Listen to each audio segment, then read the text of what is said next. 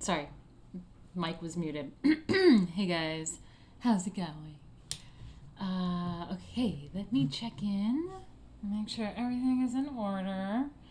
Okay, I cannot be asked lately to look cute, so hair's up, and maybe I can just like jazz this baby up with some earrings, some comfy earrings. See how this looks. Maybe we'll jazz up this outfit. Earrings always do the job.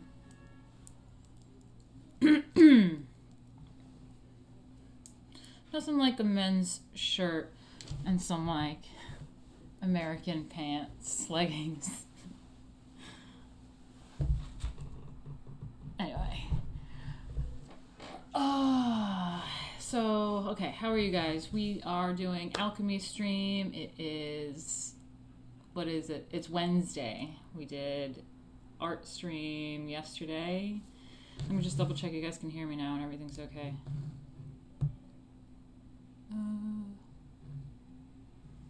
Alright, yeah, okay, you can hear me.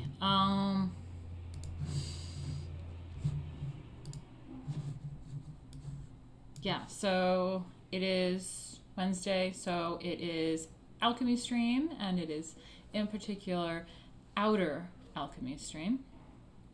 So we are talking about the physical alchemy work.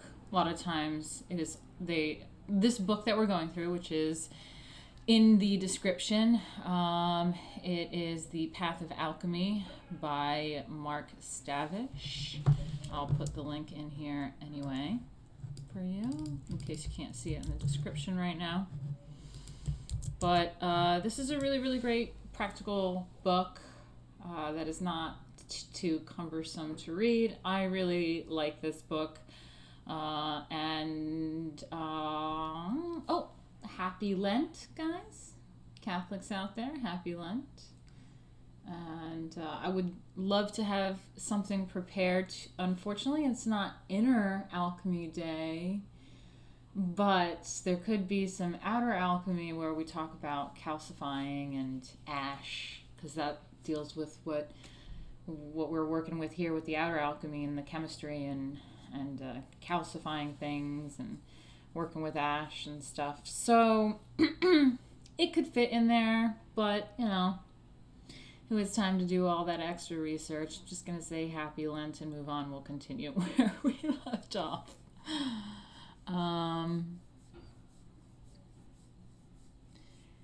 Thank you, Praise Jesus. Said he bought one of my Lady Alchemy books and hopes the money gets me closer to the goals. Thank you for that. Yeah. Well, we'll see. If you just recently bought it, I have issues with my Indiegogo campaign right now, so we'll see if that transaction went through. But either way, Thank you, and we'll sort it out. And I'm really excited about the comic book, and it's going to be really, really good. I'm really excited about it. Just got to sort some drama out, but it's okay. And let's see, where are we at? So yeah, happy Lent. Shit, I should have eaten something before stream. I just suddenly realized that I'm hungry. But today we are going through these things. We are making a plant stone. So if you guys were here last week, we were going through stuff about plant stones and this like astral plane and like the whole meditating and the inner alchemy of what a plant stone is about. So if you don't know what we're making and why we're making it, I suggest you go to the last outer alchemy stream, not the inner alchemy, the last outer alchemy stream about a plant stone in the title. That is what we're working with. So we're continuing with making a plant stone today. So let's get to it. I am so hungry. I'm hungry. Maybe water will help.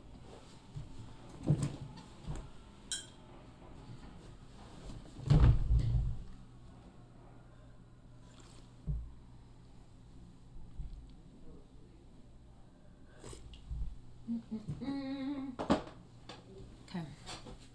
Sometimes you think you're hungry and you're just dehydrated. I certainly don't drink enough water, so. Plant stones.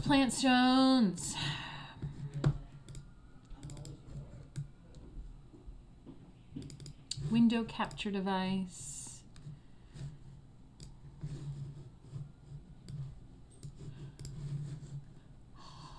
Window capture device. I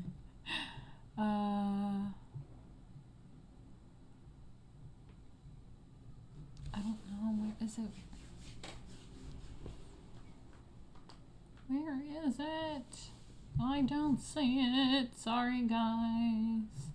Google. Oh, yeah, that's it. Boom. Okay, creating a plant stone, which is chapter 3. And we have and before we continue, I forgot to mention also that today I am trying to get my goal to 95%. My tooth just like moved. Trying to get the goal to 95% today. So if you want to help me do that and keep these streams going, you can do that by going to streamlabs.com/Martina Markota TV. Link is there. Thank you. This looks a bit bright when I have the screen up. Might turn down the brightness. Hold on. Might turn it down a little bit.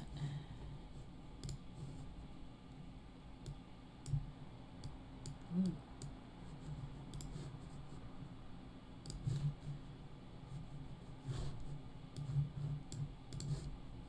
There you go.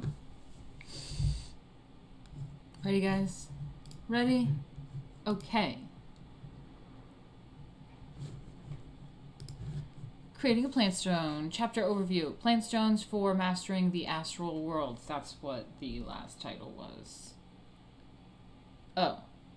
Yeah, we went over this already. Key to a plant stone kind of explains things, and it's key to astral world, the astral world in alchemy, lunar cycles in alchemy, how to make a plant stone. Okay, this is where I think we left off. Right, so the actual making of the plant stone.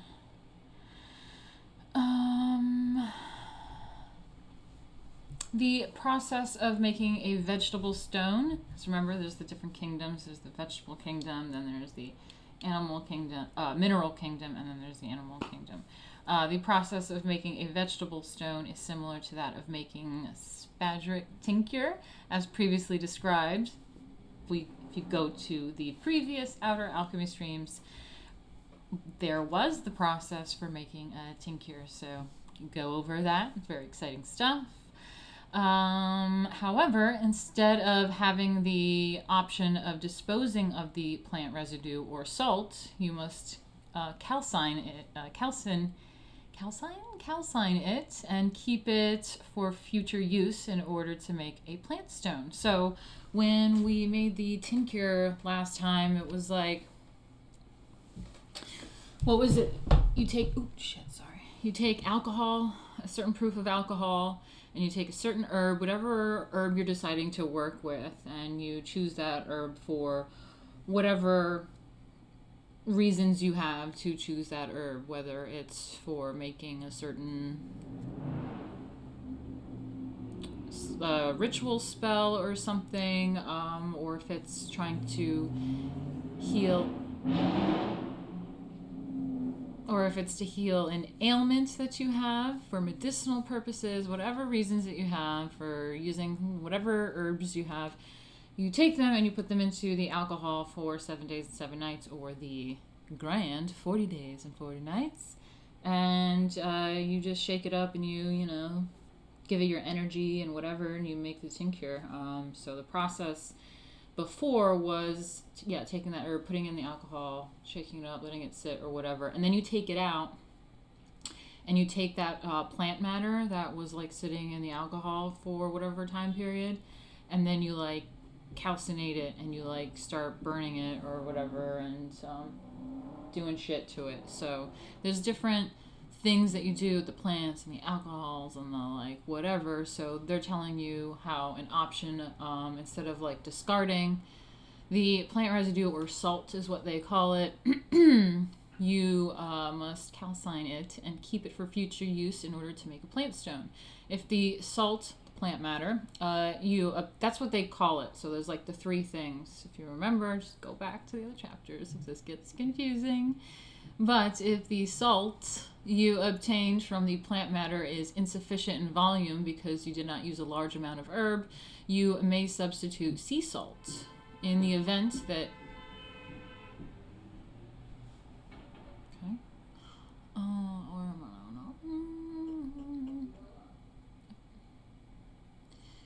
if the salt you obtained in the plant matter is insufficient in volume because you did not use a large amount of herb, you may substitute sea salt. In the event that you need more salt, you can burn dry herb of the same plant used to make the tincture. Reduce its ashes to a fine gray white or white powder and add them to the salt of the original tincture. However, be clear on this. If the tincture is a lemon balm and there is insufficient salt after calcinating the plant residue to begin working on a stone, then you can reduce more lemon balm to an ash without having to make it into a tincture first, because it is the ash or salt you want, not the sulfur. Okay, sulfur again is another term for, oh God, we have to go back probably to find it. Let me see, page 48. We're at page 48. Remember that, guys, 48, page 48. Okay, here we go. So the salt is the body structure of the minerals. What were we looking for? Oh, the sulfur. Right, so it's not the alcohol, the sulfur, the spirit life force that we're looking for in that. It's the salts. Okay, page 48. What happened? Okay.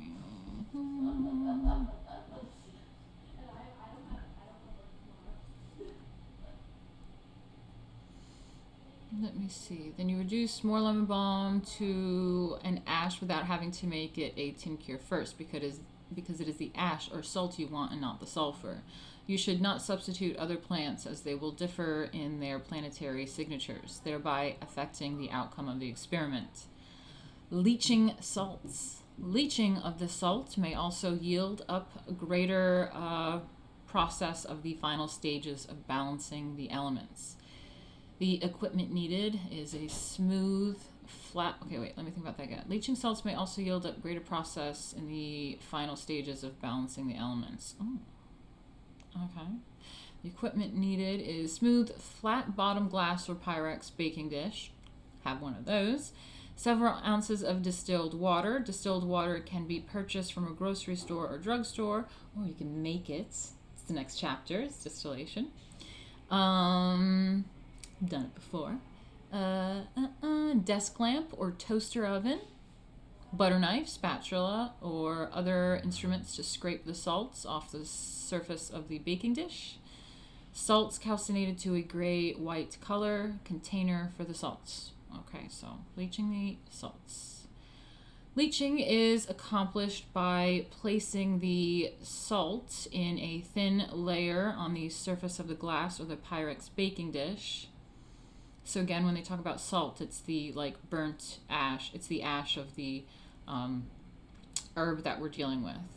A moderate amount of distilled water is then added and evaporated naturally or with the assistance of a heat lamp or toaster oven.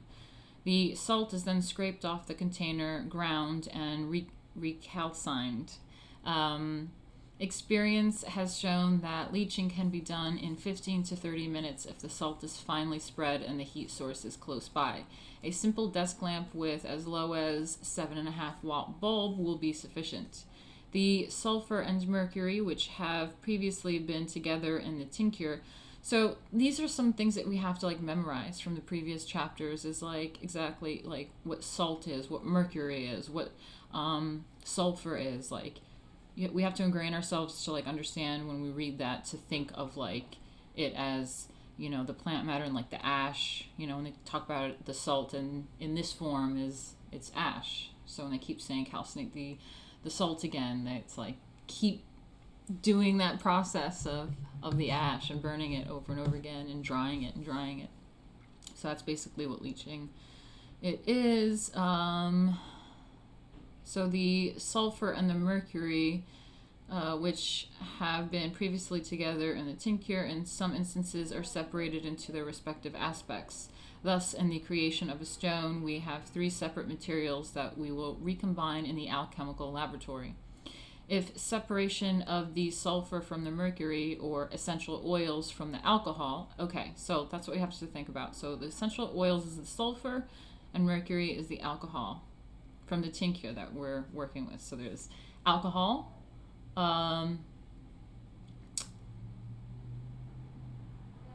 wait, sorry, I lost my spot.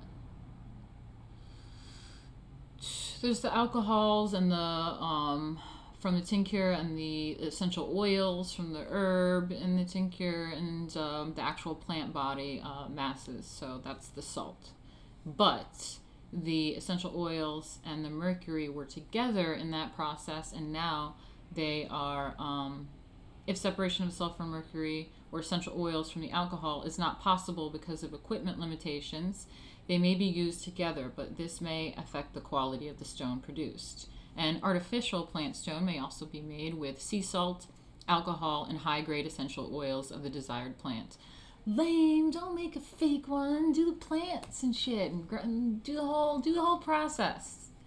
But yeah, that actually sounds really interesting, to make an artificial plant stone using sea salt, alcohol, and high-grade essential oils of the desired plant. Above all, it is important to note that a vegetable stone takes time to produce, in some cases up to several months, and will change in color and texture after it is created. Patience, dedication, and confidence are the needed attributes at this stage.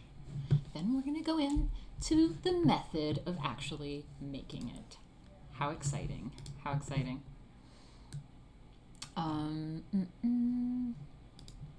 Oh, hey, friend report. What's up? What's up? We're just making a plant stone. Some outer alchemy plant stone action. Are you guys following? Not much going on in the chat. So the method 1 is preparation is the key to success in alchemical work. Preparation of the materials, of the place of working, and above all, the attitude of the worker are needed. The attitude must be a mixture of humility and unswerving confidence in the ultimate success of the undertaking. An internal image and a feeling of the product coming into being up to the final moment is realized will greatly assist in its creation. Meditate and visualize the successful completion of the work often. remember the words of Henrik Kunrath? Ora et labora. I love it. Prayer and work. Ora et labora. And the aphorism on the 14th plate of the Mutus Liber. Mutus Liber, guys. Mutus Liber. Comic book. Alchemy. But yeah, in the Mutus Liber, love this thing so much. I love this phrase. I've mentioned this in some other alchemy streams, but ora lege, reglige, labora et invienis.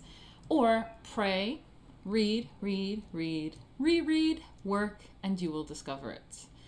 Note the order of the directions. Prayer comes first, then reading and rereading, and finally the material operations. So whenever we deal with like alchemy stuff, just think about it. You, when they say pray, like meditate upon it, you think about it, so you're kind of like thinking and praying, and then you like just read a lot, research, and then you reread shit, and you reread it, and you reread it over and over again, and eventually you will discover it.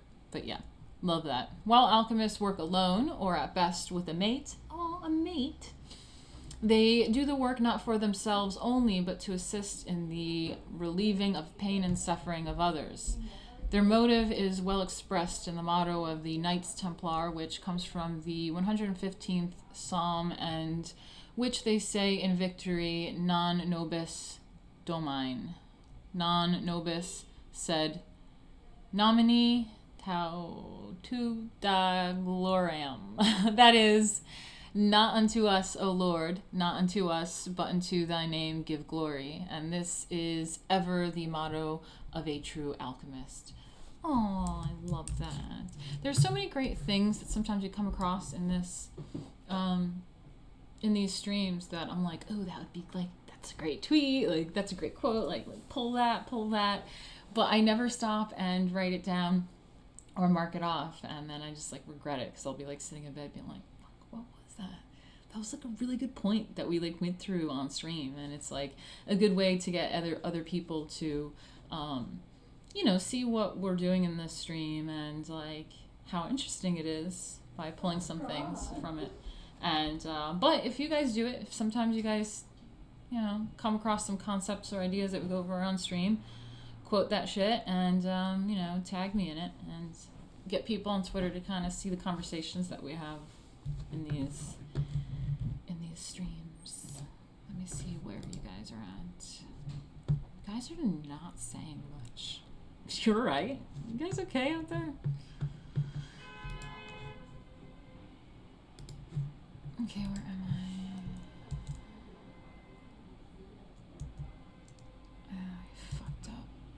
I fucked up. Method 1. Okay. The stone. You may calcinate the salt ahead of time, or you may wait until the planetary hour on the day of the ruling planet of the herb. Some alchemists find that in preparation of the salts, placing a small, fine wire mesh screen over the dish used for calcinating will help hold the ashes down. This is important as the finer, lighter ash will easily blow away, and this fine white ash is important for the creation of a vegetable stone. That's true. Ash is super light. It'll probably just blow away. A slow but safe alternative is to place a small amount of the ash in a crucible and to allow the heat from your gas stove to envelop the crucible. You will need tongs, as the crucible will grow very hot. Equipment needed. Plant salts finely ground and calcined to a pure white, near white color. So you want to keep calcinating that ash over and over and over again until it's like pretty pure white and like done over and over again, and it's pretty white. Plant tincture extracted from the plant whose salts are used in the creation of the plant stone, so the tincture we made previously. Clean eyedroppers, cool, dropper. Small ceramic crucible and lid. Crucible tongs. Heat source such as gas stove top or a small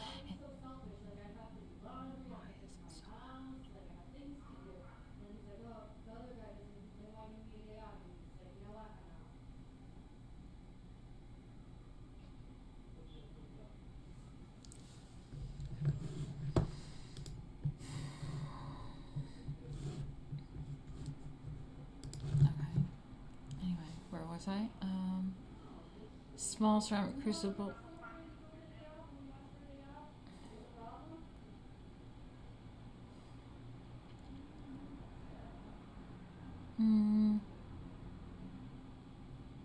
Anyway, where was I? Heat source such as a gas stovetop or small handheld blowtorch. Wire triangle, preferably with ceramic insulation to hold the crucible place as it is heated. This can easily be made from 3 pieces of thick metal wire, such as that of a coat hanger, twisted at the ends and pressed at the sides to hold the crucible steady. Okay. Small container for the newly created plant stone to be placed when completed. Patience, patience, and more patience. And the process goes... Let me just check on you guys real quick. Okay, yeah. Fuck. The process. Okay, carefully read all instructions several times prior to undertaking the experiment. Be sure you know every step of the way. Remember, safety first. It's the first step of every single procedure, you will notice. If the salt is white or near white, the ash, guys, place it in a heat resistance dish or crucible on a low heat source. The heat may be modulated, but under no circumstances let it burn or scorch the herb. Oh, wait. Is this like fresh herb? No, not fresh herb. What? Alright. Wait. Equipment needed. Plant salts. Okay. Plant tincture. Eyedropper.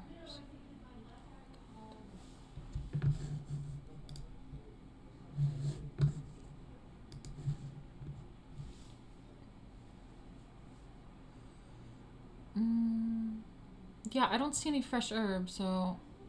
Is it the ash? That needs to be clearer.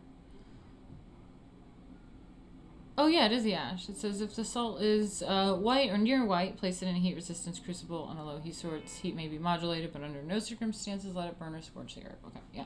Slowly, drop by drop, begin to place the tincture into the heated salt until it is completely absorbed. So have the tincture get absorbed back into that plant ash. This is called, God, how do I say it? I'm gonna get it on the screen.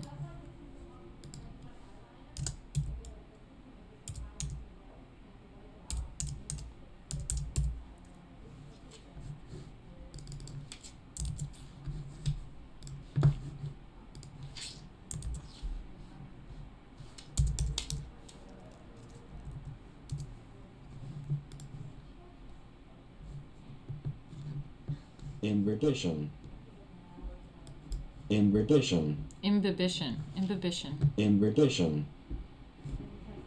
Imbibition. Sounds like he's saying an R in there, but like no, that's not it. Imbibitions. Is it just me, or does it sound like he's saying B in there? I mean R.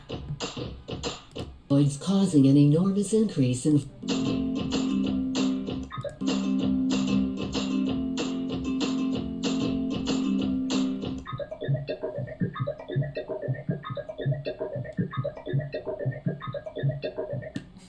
Imbibition is a special type of diffusion when water is absorbed by solids colloids, causing an enormous increase in volume.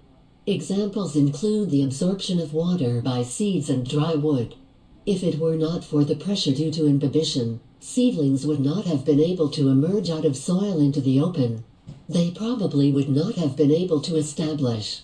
Imbibition is also diffusion since water movement is along a concentration gradient.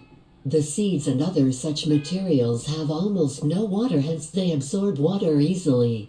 Water potential gradient. Anyway, that's interesting. Cool. Imbibition. Imbibition. I love saying that now. Imbibition.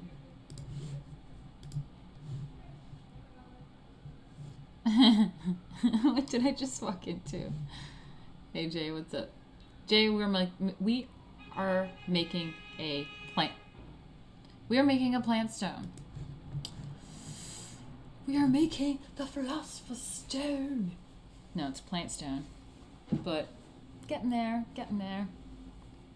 Okay, so we have the ash, the salt spread along this Pyrex thing, right?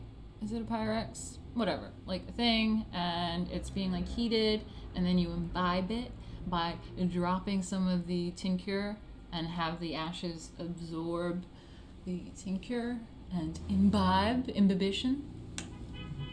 This is called imbibition or imbibing the stone with life. Mercury, life, and soul, sulfur. So this is part of the whole separate and combine. So what we did was take this herb and we like separated it and then like did shit to it with the elements and burned it and did things and drowned it and alcohol and all sorts of stuff, and then separated these elements, and then we're like combining it again when it's like purified. That's the whole thing. Separate and combine, separate, combine, separate and combine. Constantly do that over and over again and re-purifying it and creating stuff with that. So that's the whole theme with alchemy is solve et coagula, solve, separate and combine.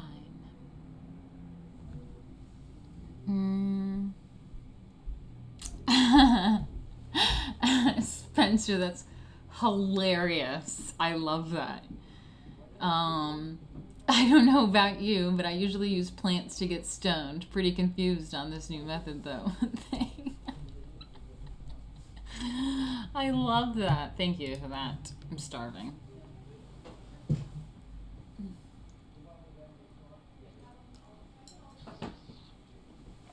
Okay.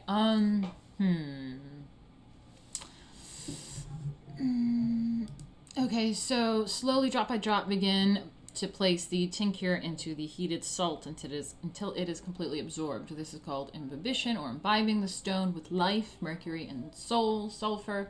You are, in essence, reincarnating the vegetable power of the plant. It's a plant stone. Vegetable power of the plant. Amazing. Real life alchemy. Continue this process for as long as you like, or stop after 1 full hour, either planetary or secular.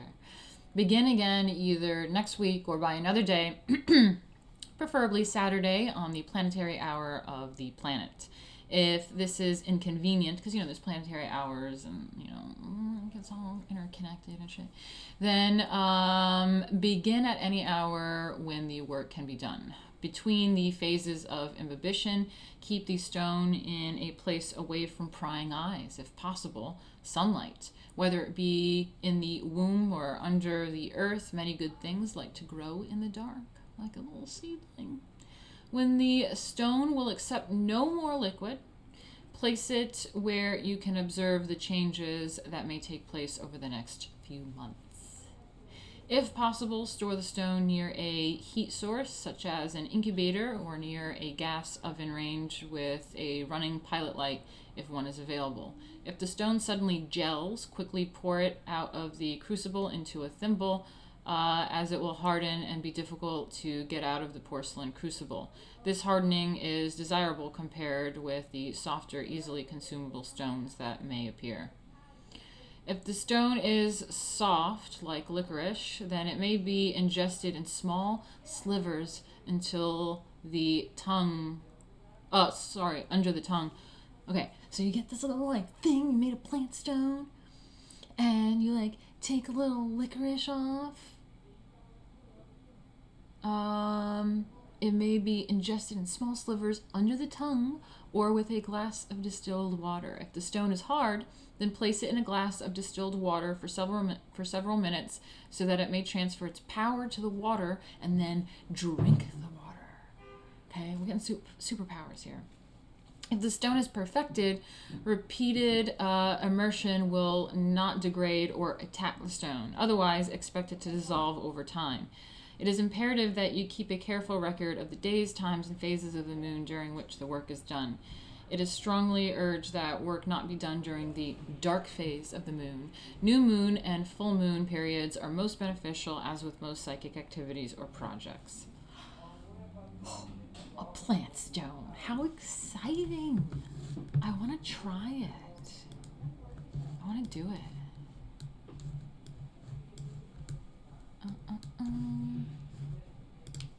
Sorry, I'm just checking in on your goals.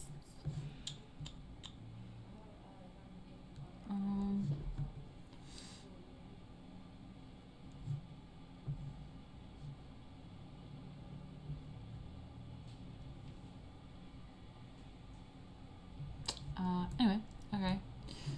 How long? We have 44 minutes in. I'm good with the bathroom. I'll just continue. Could use a smoke though.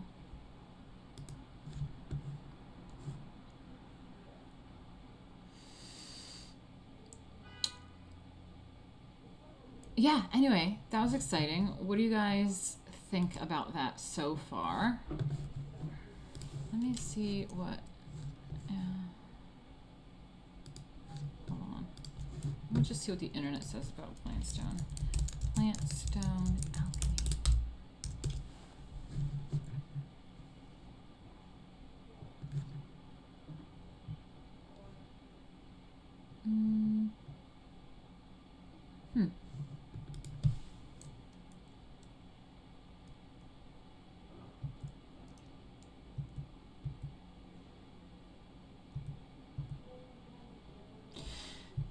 Alright, interesting. I'll look at that later.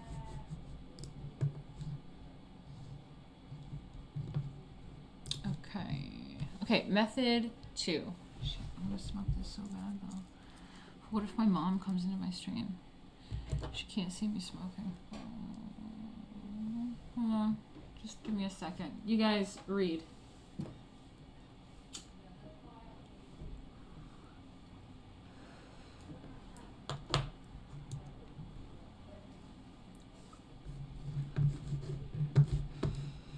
Talk amongst yourselves for a second.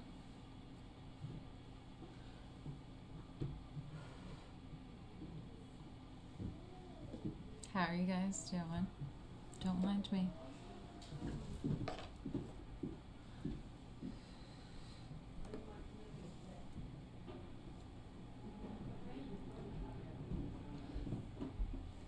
All right, you can't read it, Jay.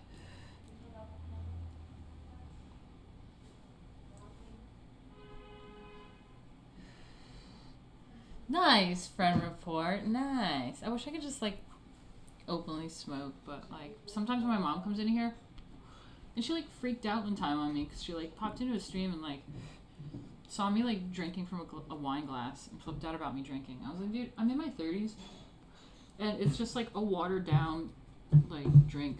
Chill. Okay. Okay, method 2. How exciting.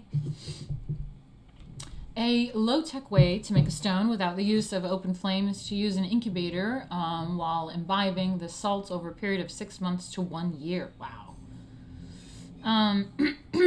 All that you need is a 10 or 15 watt bulb placed inside of a styrofoam cooler or box. Oh my god, I actually have that. I actually have one of those.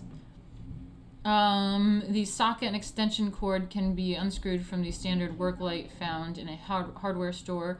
These inexpensive lights have silver dishes to reflect the light and clips that allow them to be hung in a variety of locations. Simply cut a hole in the side of the styrofoam cooler, insert the socket through the hole, attach a washer cut from corrugated cardboard to help hold it in place. Oh, cute. And you are done. You can also place a brick inside of the incubator to hold it in place as well as to hold in heat. Place your crucible on top of the brick and imbibe the salt during the planetary hour of its ruling planet and day. For example, if the herb used is lemon balm, the salt would have been imbibed only once a week during the planetary hour of Jupiter on Thursday. Of course, you could imbibe the stone on additional planetary hours of Jupiter to speed up the process, but this is not required. Hi. Sea salt and alchemy. If salts from the plant used to make the tincture are not available, an artificial stone may be made from it in its place using a similar process. In place of the calcined residue, sea salt is soaked in rainwater and dried several times, being crushed with the mortar and pestle between cycles. The aura and energy radiating from the hands of the alchemist are most crucial in the work. That is why during the handling of the salt and tincture, the attitude of the alchemist is so important. It is always why alchemists work alone, undisturbed by the inquisitive and disruptive thoughts of others. Oh my god, I totally feel that. I totally feel that. I don't think I can do work around other people. Can't do it. While it should not have to be said to someone interested in alchemical, Kabbalistic... Hold on, I'll wait for the siren. I'll wait.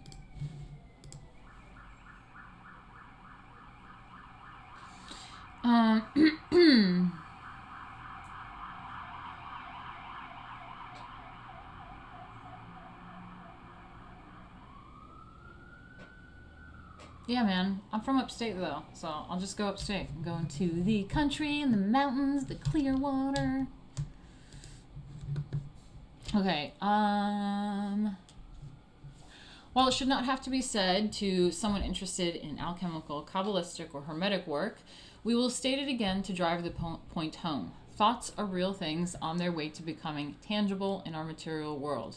It is for this reason that we mentally wrap ourselves in a blanket or veil to physically isolate ourselves from the disruptive energy of others, and why we wrap our products in aluminum foil when they are completed.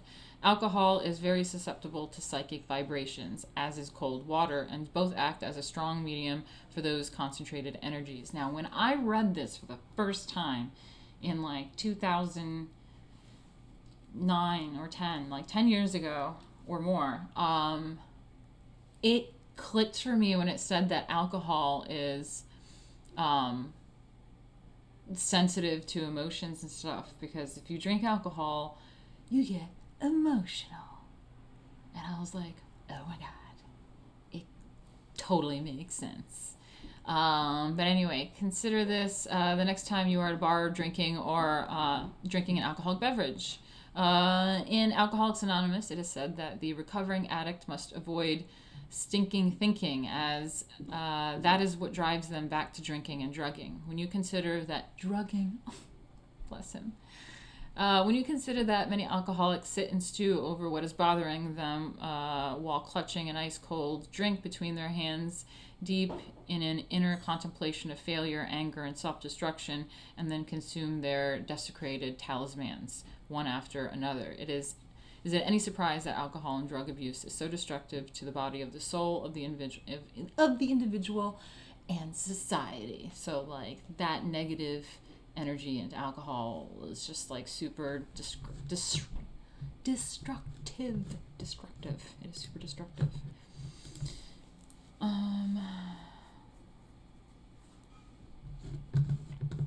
Okay.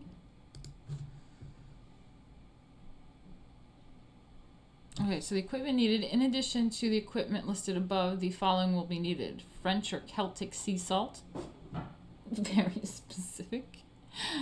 Additional essential oils, commercially produced, matching the herb being used, may be needed.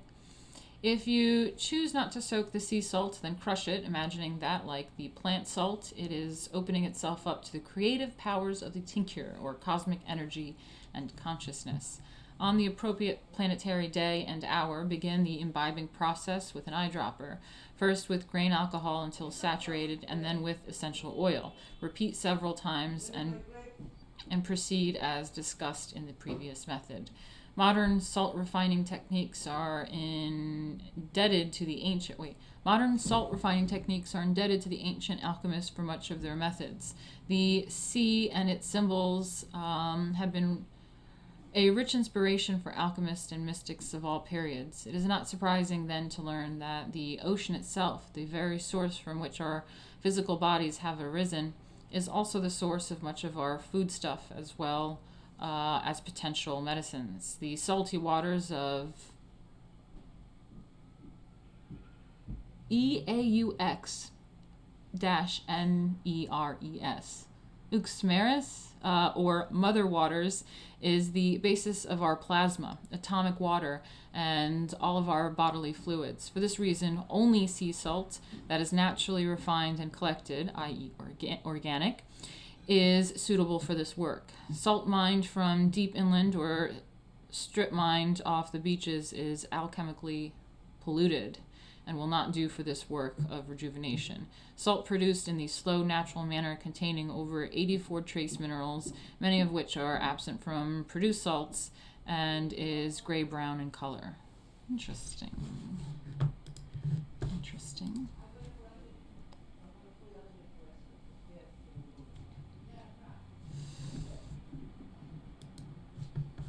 Okay. Making a plant stone from sea salt. To make an artificial plant stone from sea salt, perform all of the steps in method 1 or method 2, and in place of plant salts or organics, use organic sea salt. Be sure to dry the salt under a lamp or in an oven on a slow temperature before using it, as salt will absorb moisture from the air unless stored in an airtight container. Oh, that's true. Salt is very dry, so it'll absorb the moisture, and you don't want it to absorb the moisture from the air because you want it to absorb the what is it called, the distilled water and essential oils, or the tincture, whatever we're doing here. Moisture in the sea salt will delay the process as well as inhibit the absorption of the sulfur and mercury, which is what I was saying. Take a few extra minutes to prepare your sea salt accordingly. Suggestions for study. Before engaging in any experiment outlined here, read and reread the material several times, keeping your notebook nearby. Outline the steps in each technique. When performing the experiments, pay attention to your notes and write down each step as you take it. Compare your working list with the master list in your notebook. This may seem trivial, but this regimen will give you the habit of noting what you do as you do it. If you decide to do more complex experiments, you will have already formed the required safety and notation habits necessary for the work. As stated earlier, most plant work is relatively safe. If you mislabel something, you can throw it out or test it under your tongue. Metallic work is much less forgiving. Good habits formed early last a lifetime, not to mention they save a lot of work later. Well, my point that I was going to say in the middle of that was also just like, this is chemistry, this is science, it's alchemy. So this is one of the foundations of modern science. And if you guys ever took lab or chemistry, there's labs. And so this is a lot of lab kind of stuff, is taking notes, and it's really important for research, for your personal research. Like they listed the benefits of doing it and creating that habit for yourself, but creating meticulous notes is really important for understanding the work fully and documenting it.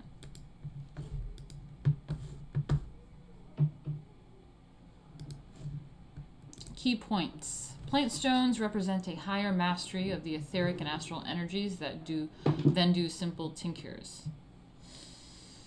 Plant stones have several levels of completion, from those that dissolve with use over time to hard pebbles that retain their form after extensive use.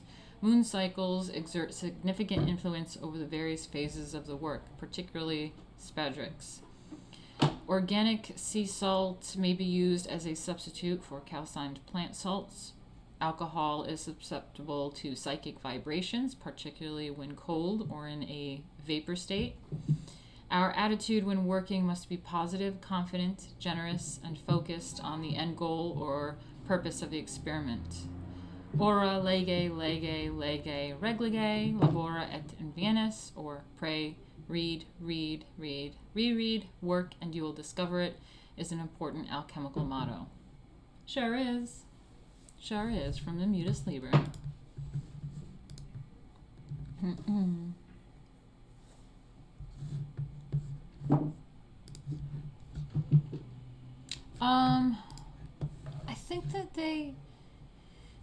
I think that they do explain possible benefits, but I think it's also maybe kind of explained before about the herb used. You know how homeopathy is, how there's different herbs have different healing powers or whatever. It's just I don't know, if you want to do eucalyptus or some shit for something, or I don't know, fennel like helps with like the liver detox or some shit. I don't know, like there's different things, but that's like kind of, this is like the process, but then it's like there's many different layers. So I think it's like trying to get through at least like the alphabet, so you know how to like spell words or something, you know what I mean? I don't know. Just learning it this way, and then like there's like a whole layer of like plant associations and, you know, reasons to use things, that whole study. General assignments for Chapter 3. Undertake the creation of a plant stone using each of the methods described. How exciting. I wish we could do this live together, but I do not have the laboratory equipment, unfortunately. Using a calendar, the Farmer's Almanac, or Lowlands, I don't know how to say that, but that's the publisher, and they do a lot of really good stuff, like the modern magic stuff, and a lot of esoteric literature you'll see under that publication. If you can't read it and you want to know what it is, I'll send it to you, but it's like double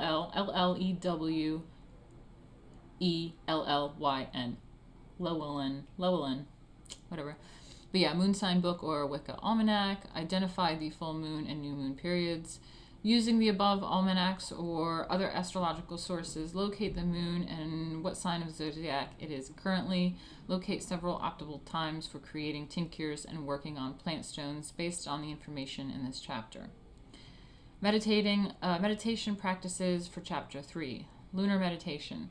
Perform the following meditation facing the waxing and full moon as often as possible, and preferably in or near your garden or the plants that you use for your spagyric work. Imagine that the rays of the moon are penetrating you and that you are being transformed into a lunar being. Imagine or sense the etheric or subtle energy of Earth and its intimate connection to the moon and its influences. The etheric energy can be imagined as bluish gray with flecks of silver interpenetrating everything around and inside of you. Damn, hold up. What? Let's think about this for a second. Okay. The etheric energy can be imagined as bluish gray with flecks of silver interpenetrating everything around and inside of you. Damn, cool. Do this for 10 to 20 minutes at night. Note any impression in your journal and pay attention to your dreams and psychic impressions. Okay. Damn, we're like flying through actually from this. Yeah, that's infinity. Yeah, that's right. That's how you spell it. Yeah, it's like Welsh or something. It's like a million freaking letters.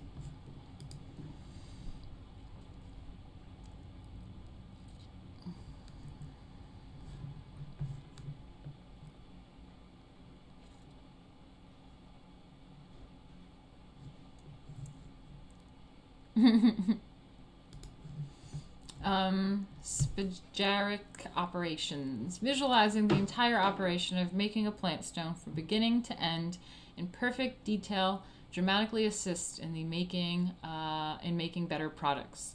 Do this several times with each herb for each plant you are working with. Pay attention to whatever insights you may have about the process.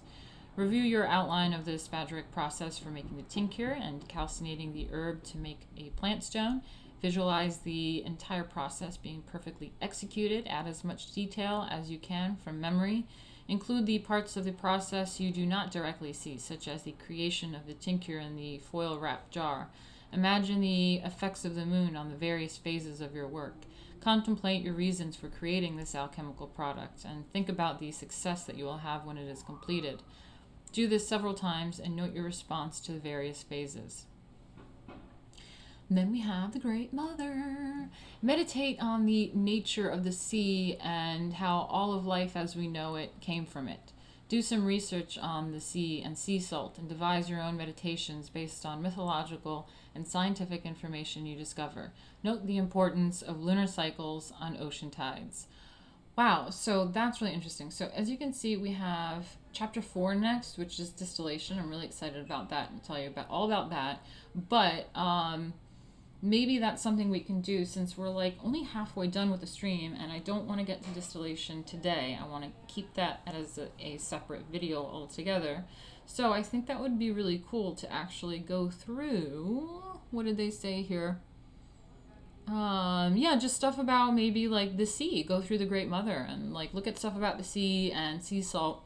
I mean, to me, immediately I start thinking of Botticelli's Venus on a Half Shell, where it's like Venus is birthed from the ocean, and, you know, Zeus's penis foam, chopped off penis foam, but like, you know what I mean?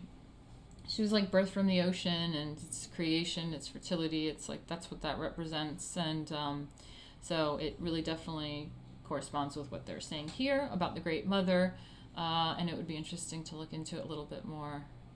And also the scientific stuff, because that also, I mean, there's sea salt used in for baths, for, you know, soaking your feet, for all sorts of things, and there really is benefits to it, so it's something to look into.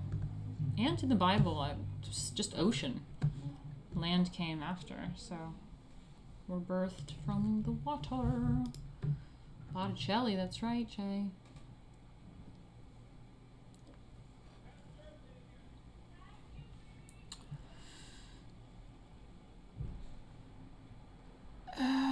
Okay,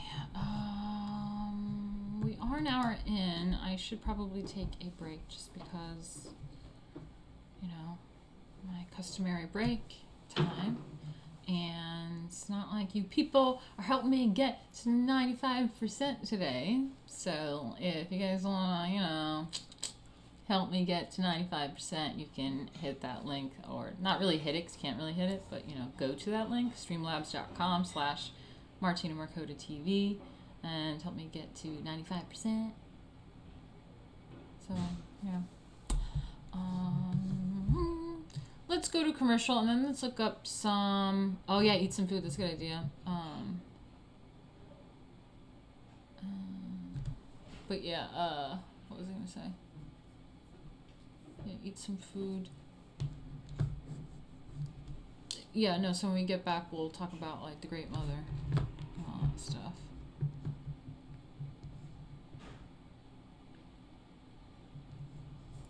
Alright. Commercial time. See you guys in a second. Let me find the commercial first.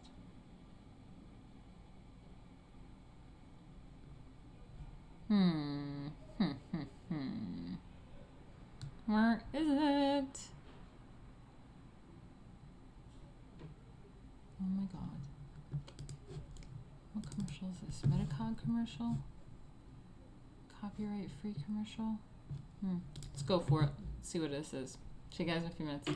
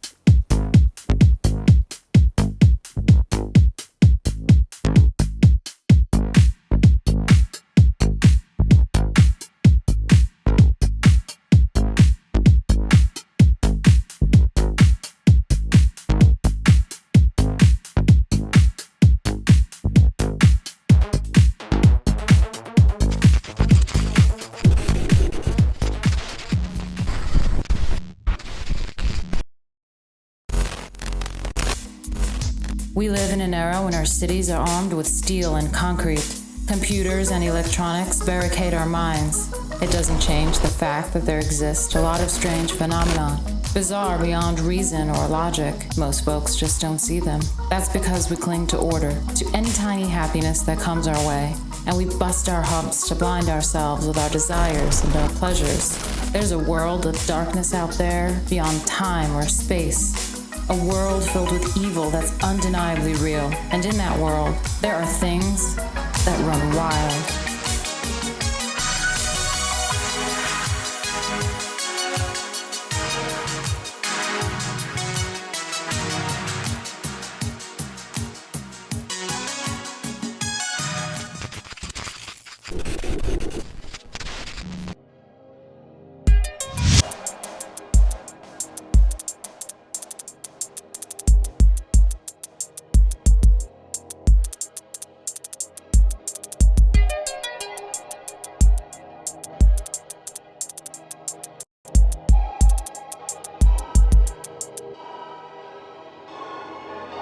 Every morning I wake up alone and palm slam a VHS into the slot. It is Chronicles of Riddick.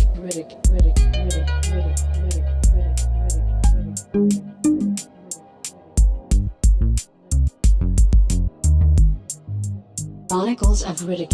Every morning I wake up alone and palm slam a VHS into the slot. It is Chronicles of Riddick.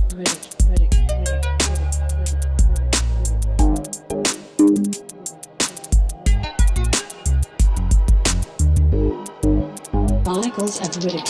And right then and there I start doing the moves alongside with the main character, Riddick.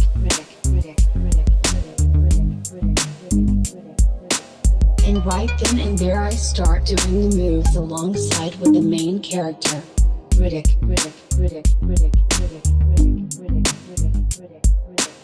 I do every move and I do every move hard, making whooshing sounds when I slam down some necro bastards, or even when I mess up technique. Not many can say they escaped the galaxy's most dangerous prison. I can't.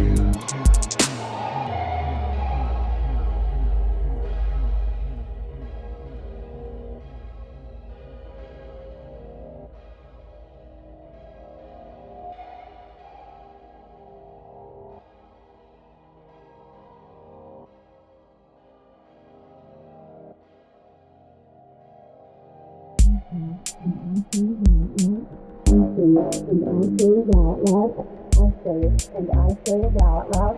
I say it and I say it out loud. I say it and I say it out loud. I say it and I say it out loud. I say it and say it out loud. I say it and I say it out loud. I say it and I say it out loud. I say it and I say it out loud. I say it and I say it out loud. I say it and I say it out loud. I say it and I say it out loud.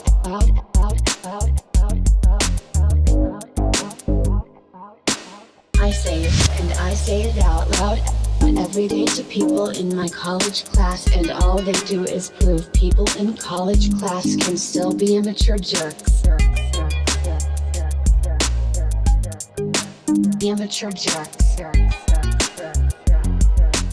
Hey guys, back. But yeah, you guys were talking about Napoleon Hill in the chat and stuff, and I just wanted to say that Earl Nightingale, I really suggest this. Maybe I'll see if I can pull up some Earl stuff to put in between, maybe commercials or something, but like, Earl is the man. Earl Nightingale, 19 minutes, that'll change your life. Look it up. Earl, so sweet, love him. Oh my god, this is for my interview chats.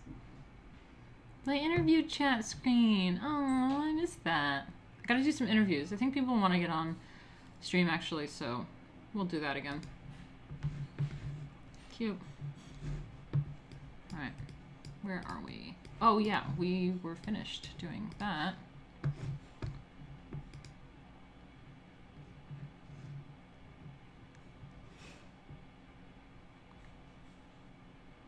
Is that a blazer? No, it's my jacket. It's like a vintage, like, silk and wool jacket. I have one just like it, but cashmere, but it's in storage. It's like super like 80s, 90s. Love it. Like,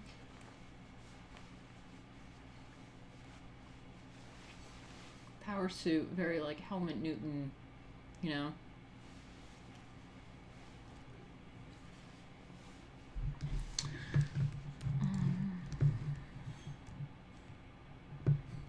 Okay.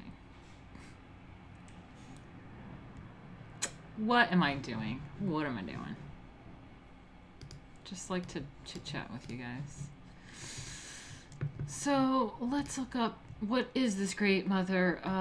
So do some research on the sea and sea salts and devise your own meditations based on the mythological and scientific information you discover.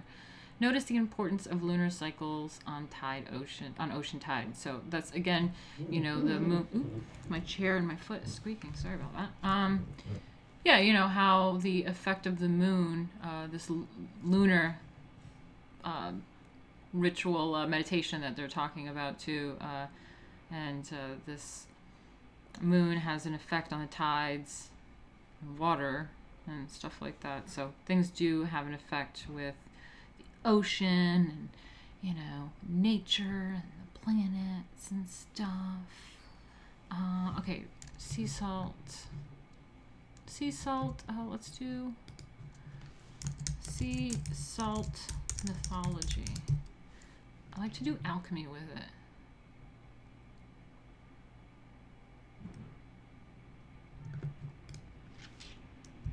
And this is interesting. Learn religions, salt folklore and magic.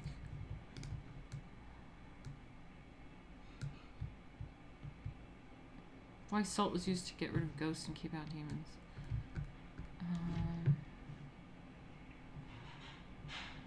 Let's do alchemy with that.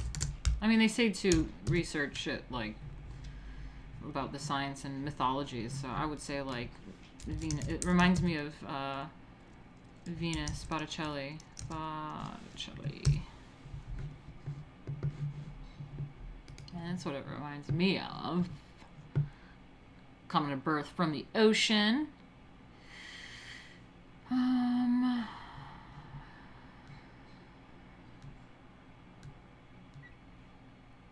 In the center, the newly born goddess Venus stands nude in a giant scallop shell.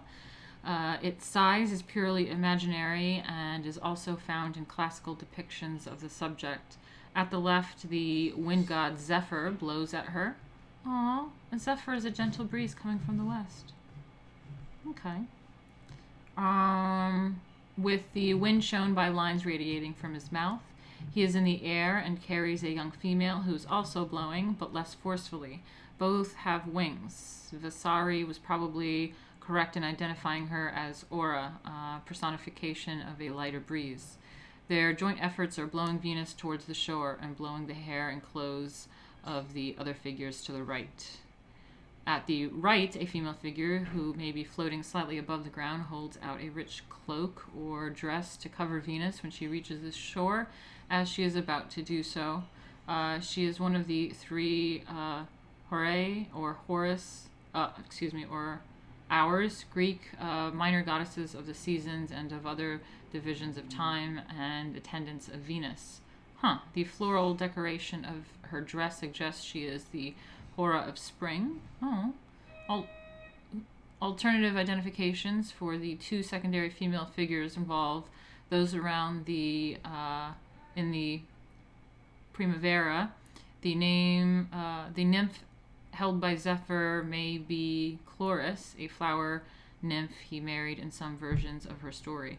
And the figure on the land may be Flora. Flora is generally the Roman equivalent of the Greek Chloris. In the Primavera, Chloris is transformed into the figure of Flora next to her, following Ovid's Fasti, but it is hard to see that such transformation is envisioned here. However, the roses blown along with the two flying figures would be appropriate for Chloris. Oh god, so make up your mind. It's fucking Zephyr and Chloris. The subject is not strictly the birth of Venus, a title given to the painting only in the 19th century, though as the subject by Vasari. But the next scene in her story, where she arrives on land blown by the wind, the land probably represents either Cythera or Cyprus, both Mediterranean islands regarded by the Greeks as territories of Venus. Okay.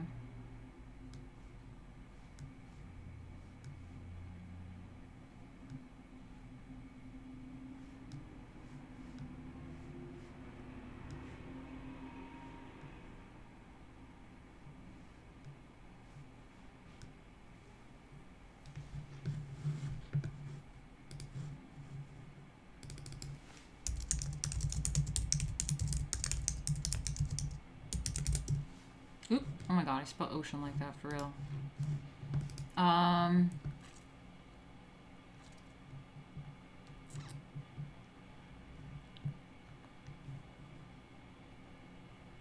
Yeah, this is some of the mythologies that we want to get into. Aphrodite, or I gotta zoom this in. Aphrodite, or Venus to the Romans, is thought to have been born near Paphos on the island of Cyprus, according to Greek myth. Uranus and Gaia had a son named Cronus. The parents fought, and Gaia, I think, created a stone sickle, which she gives to Cronus to attack his father. Cronus castrated Uranus. Oh, it's Uranus's penis, not Zeus's, yeah. Cronus castrated Uranus and threw his father's testicles into the sea. They caused the sea to foam out of that white foam rose Aphrodite, the goddess of love and beauty. Yeah, so severed penis foam from the ocean. This is the story George Cruikshank chose to paint. Okay, yeah, so this is his paintings. Oh, this is some guy that painted stuff. Oh, it's lovely. A nice painting.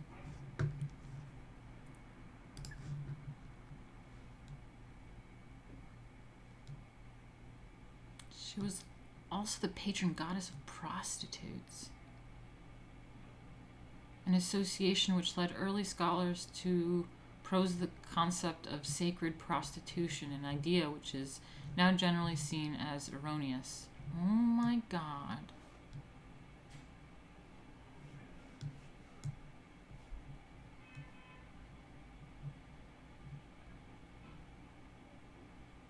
Scholars in the late 19th and early 20th century accepting Hesiod's foam etymology as genuine analyzed... Wait, hold on. Let me go back. Yeah, the foam etymology as genuine analyzed the second part of Aphrodite's name as tight, bright. Okay, well, whatever. I'm looking for the foam in the ocean shit. Basically ocean related.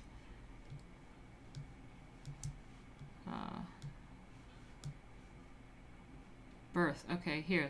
I see some ocean in here. Aphrodite is usually said to have been born near her chief center of worship, Paphos, on the island of Cyprus, which is why she is sometimes called Cyprian, especially in the poetic works of Sappho. The sanctuary of Aphrodite, Paphia, marking her birthplace, was a place of pilgrimage in the ancient world for centuries. Other versions of her myth have been born near the island of Cythera, hence another of her names. According to the version of her birth recounted by Hesiod in his oh my god, I'm sorry, I don't know how to say these things. Anyway, Cronus severed Uranus's genitals and threw them behind him into the sea. The foam from his genitals gave rise to Aphrodite, hence her name, which Hesiod interprets as foam arisen. Aphrodite.